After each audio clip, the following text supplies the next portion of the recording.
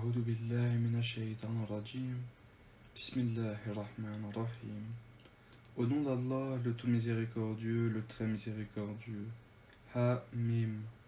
La révélation du livre vient d'Allah, le puissant, l'omniscient, le pardonneur des péchés, l'accueillant au repentir, le dur en punition, le détenteur des faveurs. Point de divinité à part lui, et vers lui est la destination. Seuls ceux qui ont mécru discutent les versets d'Allah, que leurs activités dans le pays ne te trompent pas. Avant eux, le peuple de Nuh a traité son messager de menteur, et les coalisés après eux ont fait de même. Et chaque communauté a conçu le dessein de s'emparer de son messager. Et ils ont discuté de faux arguments pour rejeter la vérité. Alors je les ai saisis, et quelle punition fut la mienne. Ainsi s'avéra juste la parole de ton Seigneur contre ceux qui ont mécru. Ils seront les gens du feu. Ceux, les anges qui portent le trône et ceux qui l'entourent, célèbrent les louanges de leur Seigneur. Crois en lui et implore le pardon pour ceux qui croient. Seigneur, tu étends sur toutes choses ta miséricorde et ta science. Pardonne donc à ceux qui se repentent et suivent ton chemin, et protège-les du châtiment de l'enfer. Seigneur, fais-les entrer au jardin d'Éden que tu leur as promis, ainsi qu'aux vertueux parmi leurs ancêtres, leurs épouses et leurs descendants, car c'est toi, le puissant, le sage, et préserve-les du châtiment des mauvaises actions. Quiconque tu préserves du châtiment des mauvaises actions ce jour-là, tu lui feras miséricorde, et c'est là l'énorme succès. À ceux qui n'auront pas cru, on proclamera l'aversion d'Allah envers vous est plus grande que votre aversion envers vous-même, lorsque vous étiez appelés à la foi et que vous persistiez dans la mécréance. Ils diront, notre Seigneur, tu nous as fait mourir 2 fois et redonner la vie 2 fois. Nous reconnaissons donc nos péchés, y a-t-il un moyen d'en sortir? Il en est ainsi car lorsqu'Allah était invoqué seul, sans associé, vous ne croyiez pas. Et si on lui donnait des associés, alors vous croyiez. Le jugement appartient à Allah, le Très-Haut, le Très-Grand. C'est lui qui vous fait voir ses preuves et fait descendre du ciel pour vous une subsistance. Seul se rappelle celui qui revient à Allah. Invoquez Allah donc en lui vouant un culte exclusif, quelque répulsion qu'en ait les mécréants. Il est celui qui est élevé aux degrés les plus hauts, possesseur du trône.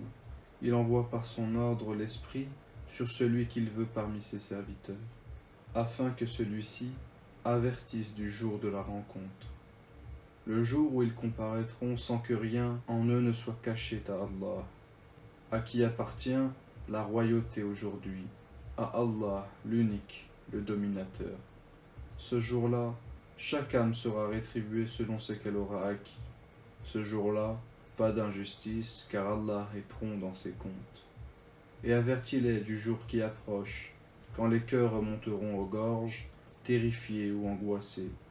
Les injustes n'auront ni amis zélés, ni intercesseurs écoutés.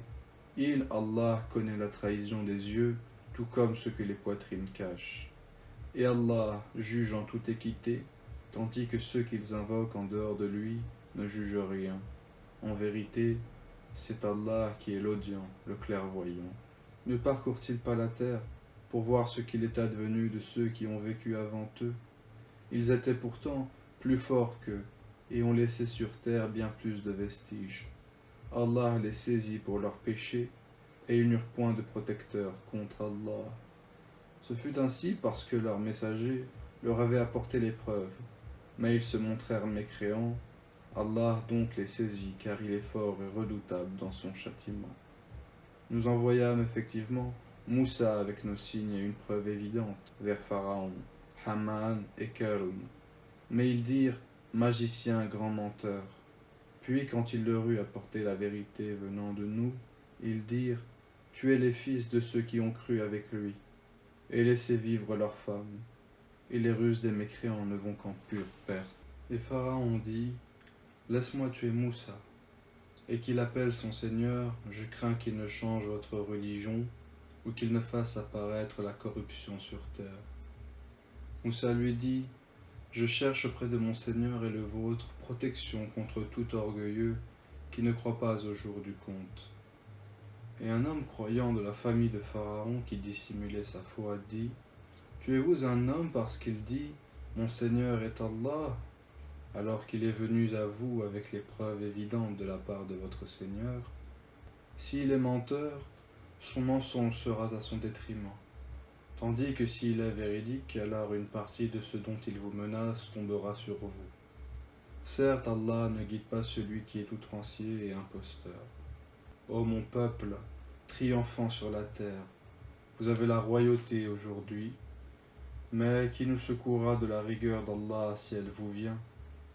Pharaon dit: Je ne vous indique que ce que je considère bon, je ne vous guide qu'au sentier de la droiture.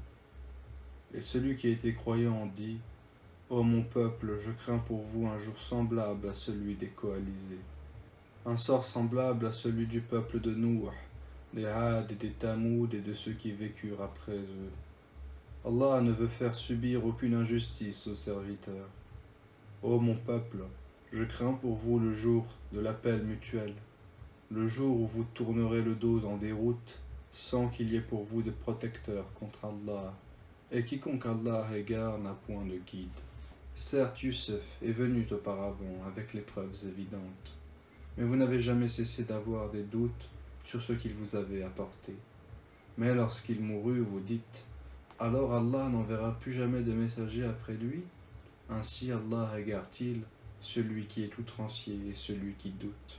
Ceux qui discutent les prodiges d'Allah sans qu'aucune preuve ne leur soit venue, leurs actions est grandement haïssable auprès d'Allah et auprès de ceux qui croient. Ainsi Allah scelle-t-il le cœur de tout orgueilleux tyran.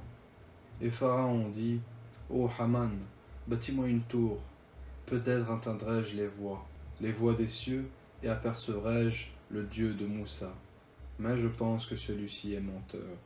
Ainsi la mauvaise action de Pharaon lui parut enjolivée, et il fut détourné du droit chemin. Et le stratagème de Pharaon n'est voué qu'à la destruction. Et celui qui avait cru dit: Ô mon peuple, suivez-moi, je vous guiderai au sentier de la droiture. Ô mon peuple, cette vie n'est que jouissance temporaire, alors que l'au-delà est vraiment la demeure de la stabilité.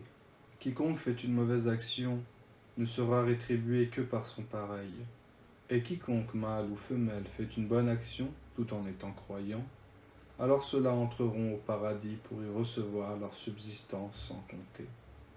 Ô mon peuple, mais que n'ai-je à vous appeler au salut, alors que vous m'appelez au feu? Vous m'invitez à nier Allah et à lui donner des associés dont je n'ai aucun savoir, alors que je vous appelle au Tout-Puissant, au Grand Pardonneur.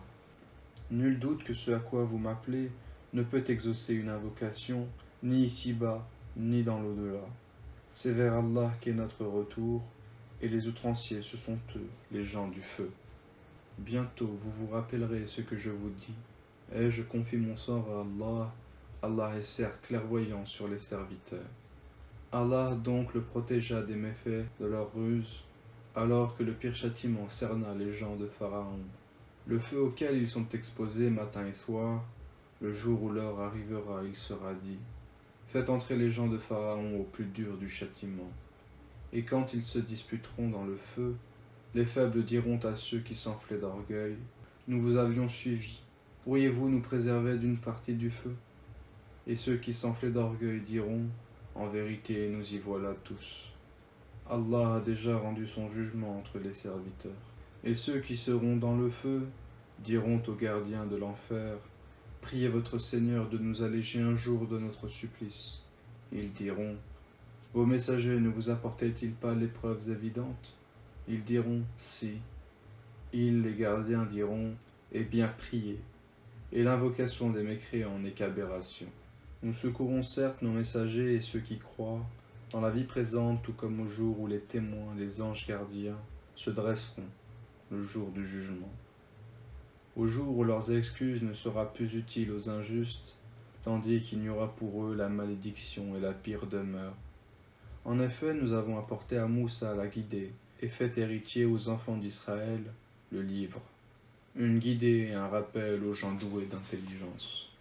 Et endure donc, car la promesse d'Allah est vérité, implore le pardon pour ton péché, et célèbrent la gloire et la louange de ton Seigneur soir et matin. Ceux qui discutent sur les versets d'Allah sans qu'aucune preuve ne leur soit venue n'ont dans leur poitrine qu'orgueil, ils n'atteindront pas leur but. Implore donc la protection d'Allah, car c'est lui l'audient, le clairvoyant. La création des cieux et de la terre est quelque chose de plus grand que la création des gens, mais la plupart des gens ne savent pas. L'aveugle et le voyant ne sont pas égaux, et ceux qui croient et accomplissent de bonnes œuvres ne peuvent être comparés à celui qui fait le mal. C'est rare que vous vous rappeliez. En vérité, l'heure va arriver, pas de doute là-dessus. Mais la plupart des gens n'y croient pas. Et votre Seigneur dit, appelez-moi, je vous répondrai. Ceux qui, par orgueil, se refusent à m'adorer, entreront bientôt dans l'enfer, humiliés. Allah est celui qui vous a assigné la nuit pour que vous y reposiez, et le jour pour y voir clair. Allah est le pourvoyeur de grâce aux hommes, mais la plupart des gens ne sont pas reconnaissants. Tel est votre Seigneur, créateur de toutes choses, point de divinité à part lui. Comment se fait-il que vous vous détourniez du droit chemin? Ainsi que ceux qui nient les prodiges d'Allah se détournent-ils du droit chemin?